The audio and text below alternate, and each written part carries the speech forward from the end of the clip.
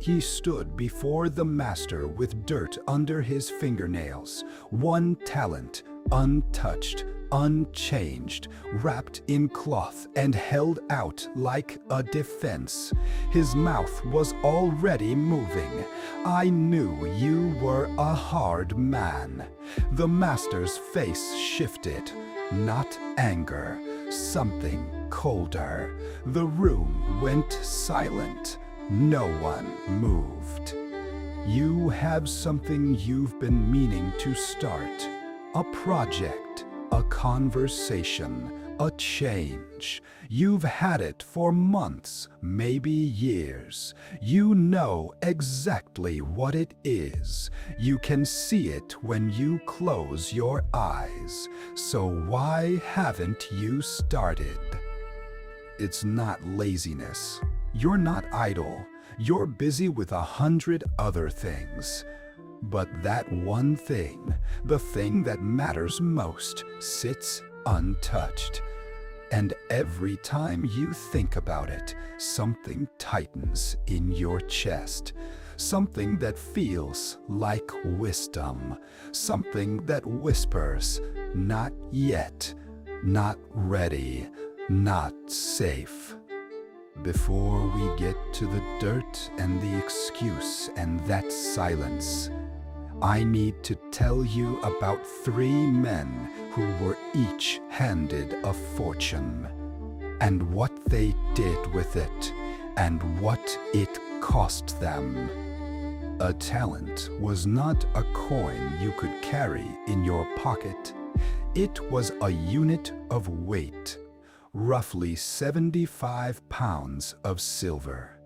1 talent was worth about 6,000 denarii. A single denarius was a full day's wage for a laborer. Do the math. 1 talent equaled 15 to 20 years of ordinary income. The man who received 5 talents was handed the equivalent of a century's wages. The man who received 2 got 40 years' worth. And the man who received 1, the one we'll focus on, still held in his hands more money than most people in the Roman Empire would see in a lifetime. The master in this story was a wealthy landowner, wealthy enough to travel. In the 1st century, that meant trade routes stretching across the Mediterranean, grain from Egypt, textiles from Syria, olive oil from Judea. These journeys took months, sometimes years. A man like this needed people he could trust.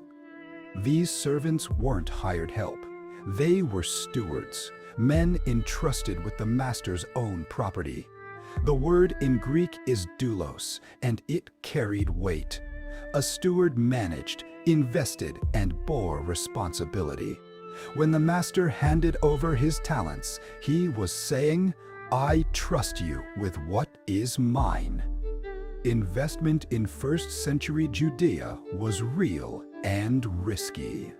You could trade goods along caravan routes. You could lend to merchants at interest. You could deposit with money changers, the ancient version of bankers, who would lend it out and return it with a modest gain. Every option carried risk. Bandits on the roads, failed harvests, unstable markets under Roman taxation. There was one other option. You could bury the money, dig a hole, wrap the coins in cloth, press them into the earth, and cover them. This was common. Archaeologists still find coin hoards across Israel and the Mediterranean, jars filled with silver, buried centuries ago. Some were emergency savings. Some were hidden from invading armies. But here is what matters. Burying was what you did when you were scared. It was the option of last resort, protecting wealth from destruction, not growing it. No one buried money and called it stewardship. Everyone understood the difference between preservation and paralysis. The crowd listening to Jesus knew all of this.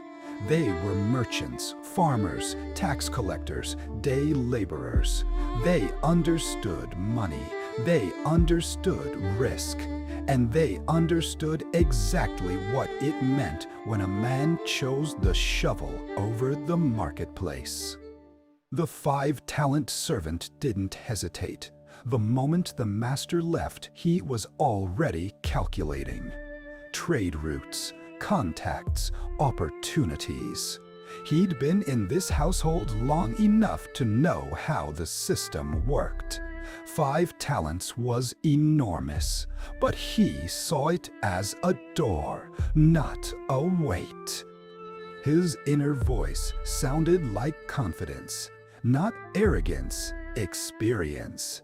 He had traded before. He had watched markets rise and fall. He knew the risks. He accepted them.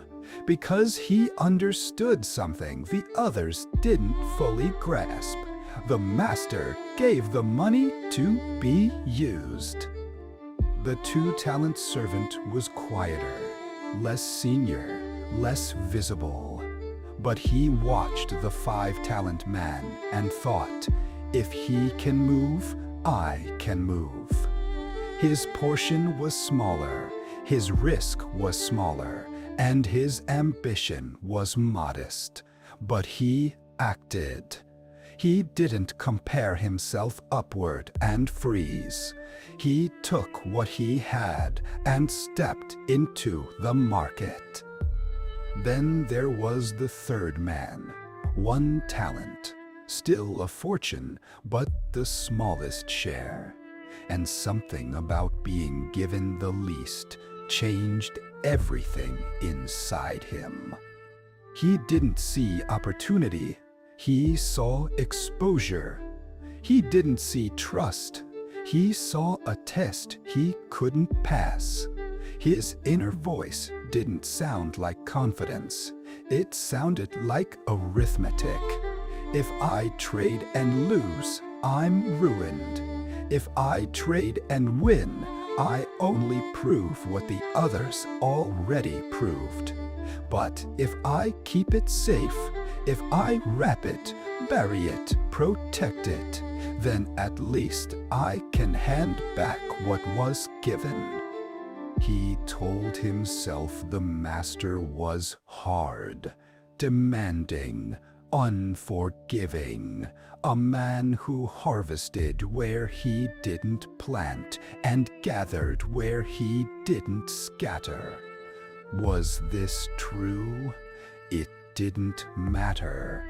The 3rd servant needed it to be true, because if the master was harsh and unreasonable, then hiding was the only logical response.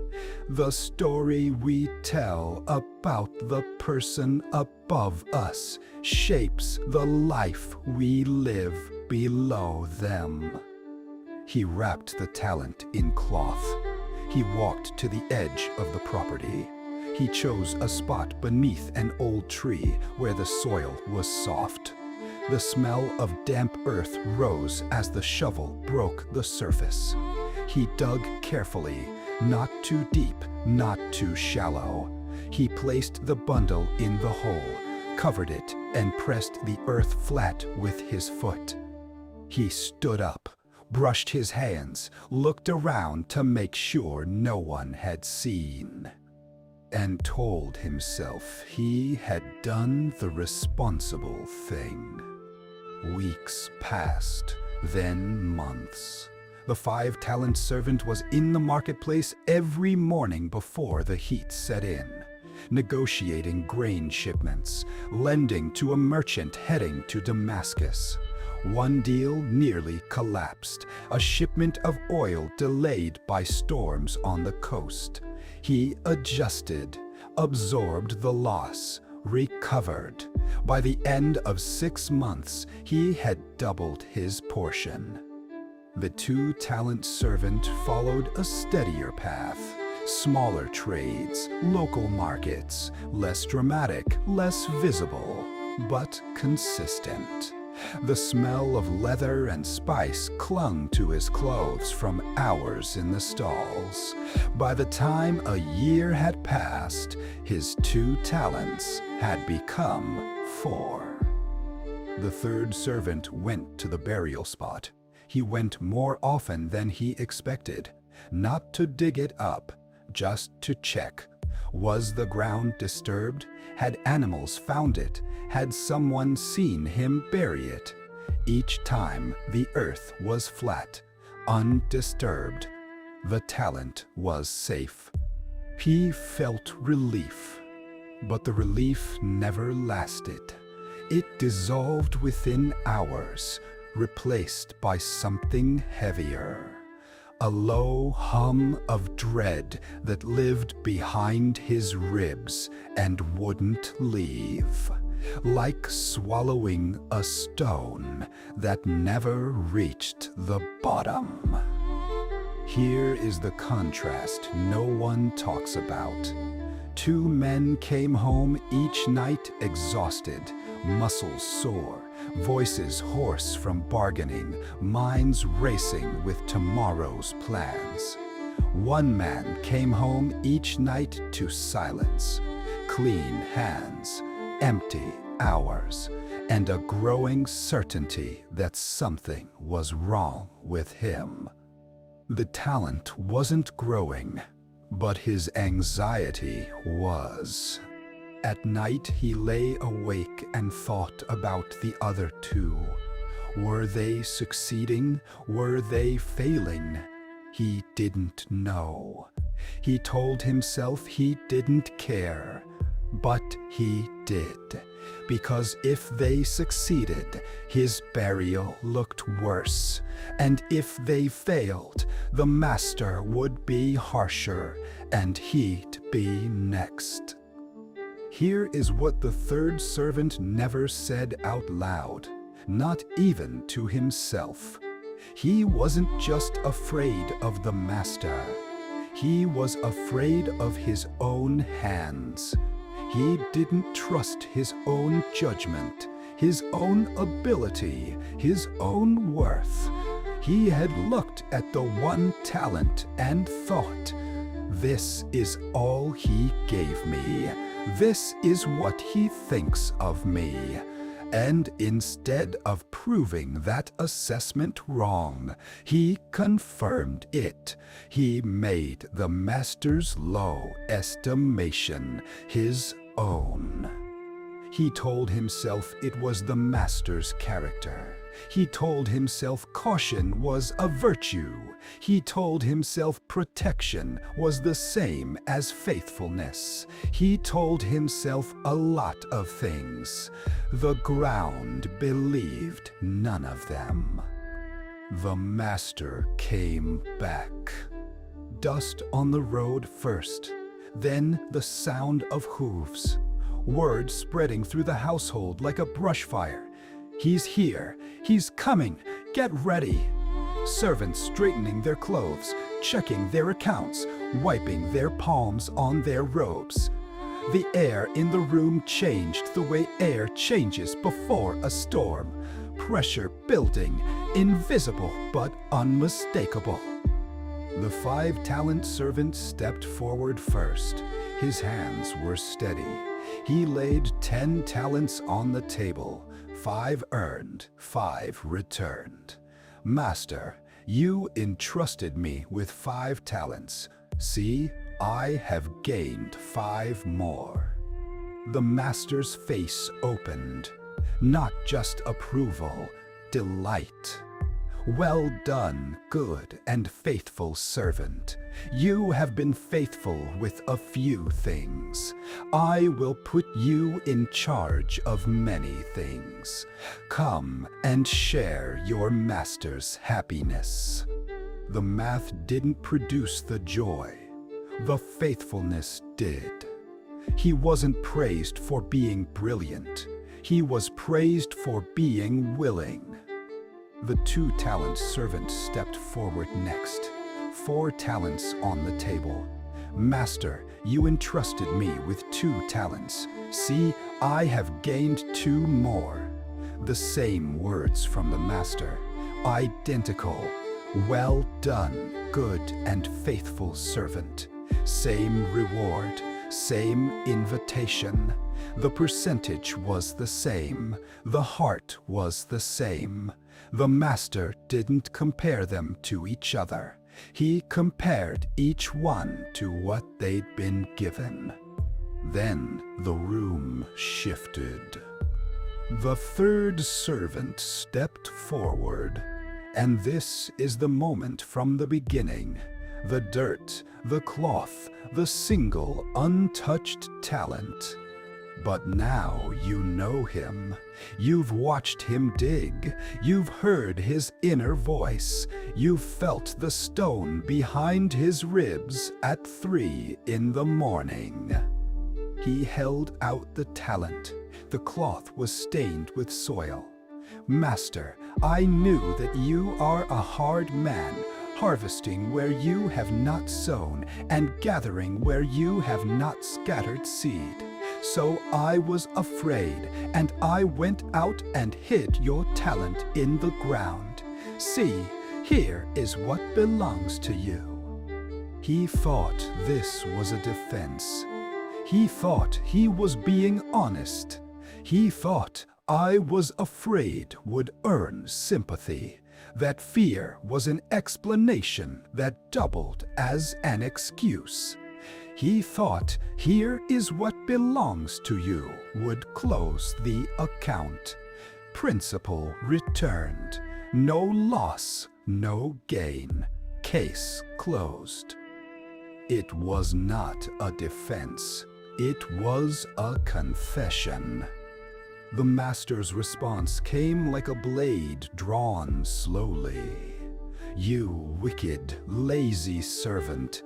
So you knew that I harvest where I have not sown and gather where I have not scattered seed. Then you should have put my money on deposit with the bankers, so that when I returned, I would have received it back with interest." Listen to what just happened. The master took the servant's own argument and turned it inside out. "You say I'm demanding? You say I expect results? Then by your own logic, doing nothing was the worst possible choice. If you believed I was hard, you had even more reason to act, not less. Your fear didn't excuse you. Your fear convicted you. The walls the servant had built around himself became the walls of his own courtroom." The servant had no answer. There was nothing left to say. His story, the one he'd rehearsed in the dark for months, the one he'd built brick by careful brick, the one he'd mistaken for solid ground, collapsed under its own weight. Take the talent from him and give it to the one who has 10. For whoever has will be given more, and they will have an abundance. Whoever does not have, even what they have will be taken from them. And throw that worthless servant outside, into the darkness, where there will be weeping and gnashing of teeth. This is the part that cuts deepest. The talent wasn't taken as punishment. It was taken because it had already been abandoned. A gift that is never opened is not a gift, it's a grave. Potential that sits still doesn't remain potential. It decays. It rots beneath the surface while the owner walks above it, telling himself everything is fine. The third servant didn't lose the talent when the master took it. He lost it the day he chose the shovel. There's a name for what the third servant had. Psychologists call it atychiphobia, the clinical fear of failure. Not ordinary nervousness, a paralyzing conviction that any attempt will end in exposure, that trying and failing is worse than never trying at all. Carol Dweck at Stanford spent decades studying this pattern. She found that people with a fixed mindset, those who believe ability is set at birth, avoid challenges. Not because they're lazy, because failure would prove something about them they can't bear to face. If I try and fail, it means I'm not enough. So I don't try, and I call that decision prudence. You know someone like this. Maybe you are someone like this. The person with a novel inside them who has never written the first chapter. Not because they can't write, they can, but because writing badly would mean something they're not ready to hear. So the novel stays buried, year after year, safe, untouched, decomposing quietly in the drawer. Or the musician who stopped playing after college. The guitar sits in the closet, tuned once a year maybe, played for 5 minutes in an empty room, then put away again. I'm rusty, they say. It's been too long. But the truth is simpler and harder. They stopped because they were afraid of being mediocre. And mediocrity felt worse than silence. Or the employee who has an idea that could change their department. They've thought it through. They've run the numbers in their head 100 times. They know it would work. But they never pitch it. Because what if it doesn't land? What if their boss says no? What if people look at them differently? So the idea stays in a drawer, a talent in the ground, growing nothing but mold. We all have our shovels, and we all have our excuses. The timing isn't right. I need more preparation. Someone else could do it better. I'll start next year. Each one sounds reasonable. Each one is a layer of dirt over something that was meant to breathe. Here's what the research says about all of this. Thomas Gilovich and Victoria Medvec at Cornell studied regret across the human lifespan. They found something that should stop you cold. In the short term, people regret actions, things they did that went wrong. But over time, those regrets fade. What grows, what becomes heavier every decade, is the regret of inaction.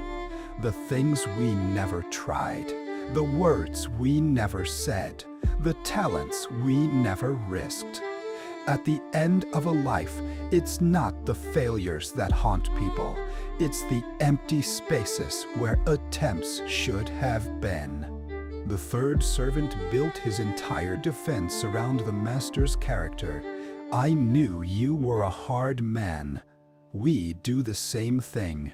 We blame the economy. We blame our upbringing. We blame the timing, the market, God, our circumstances. We say the world is too hard, too competitive, too risky, and we present our fear as realism. We dress our paralysis in the language of analysis. But the master in the parable didn't ask for perfection. Look at what he actually said. You should have at least put my money with the bankers. The minimum, the lowest risk option, a deposit, interest. Even that would have been enough. He didn't demand brilliance. He didn't demand doubled returns. He demanded movement. One step. So here is the question you have to sit with. What is the one talent you've buried? Not a metaphor, a real thing. A specific thing. You know what it is. You've known for a long time. When did you decide the ground was safer than your hands? And what story have you been telling yourself about why? Is it the master's fault? Is it the market? Is it the timing? Or is it the voice inside you that whispers, "You're not enough.